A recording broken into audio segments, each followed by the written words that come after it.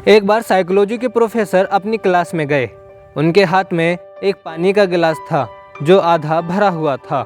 Students उसे देखकर सोचने लगे कि फिर से वही हजारों साल पुराना घिसा पिटा सवाल होगा कि गिलास आधा भरा हुआ है या आधा खाली। लेकिन प्रोफेसर ने कुछ ऐसा पूछा कि उनके होश उड़ गए। प्रोफेसर ने पूछा, ये बताओ ये गिलास कितना भारी है। स्टूडेंट्स एक दूसरे के मुंह को देखने लगे और अपने अपने अंदाज से बता दिया। तब प्रोफेसर ने कहा, गिलास में कितना वज़न है ये मायने ही नहीं रखता, बल्कि महत्वपूर्ण यह है कि आप इस गिलास को कितनी देर तक पकड़े रखते हो। अगर आप गिलास को 1 मिनट के लिए पकड़ते हो तो आपको कुछ वज़न महसूस नहीं होगा, लेकिन अगर आप गिलास को 10 मिनट के लिए पकड़ते हो तो थोड़ा वज़न लगेगा। जितनी देर आप इसे पकड़े रखोगे उतना ही गिलास भारी होता चला जाएगा। और अगर आप गिलास को पूरे दिन तक पकड़े रखते हो तो आपका हाथ दर्द से नम हो जाएगा।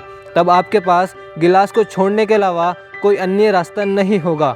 ठीक इसी प्रकार अगर आप चिंताओं, दुखों और परेशानियों को कुछ समय के लिए सोचते हो तो कोई बात नहीं, परंतु अगर आप स्ट्रेस और परेशानी को सोचने में घंटों घंटों गुजार देते हैं, यहाँ तक कि कई बार पूरा दिन आप अपनी ज़िंदगी के दुखों के बारे में ही सोचते रहते हो, तो ये धीरे धीरे बहुत बड़ी प्रॉब्लम बन जाएगा। यदि आप इन नेगेटिव चीज़ों को सोचकर सोते हैं तो ये बहुत ख़तरनाक साबित हो सकता है।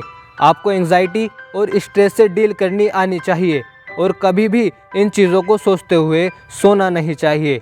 अगर आप अपनी परेशानी और दुखों को दूर करने के लिए कुछ कर सकते हो तो जाइए पहले वही करिए, अदरवाइज़ उसे सोचना छोड़ दीजिए।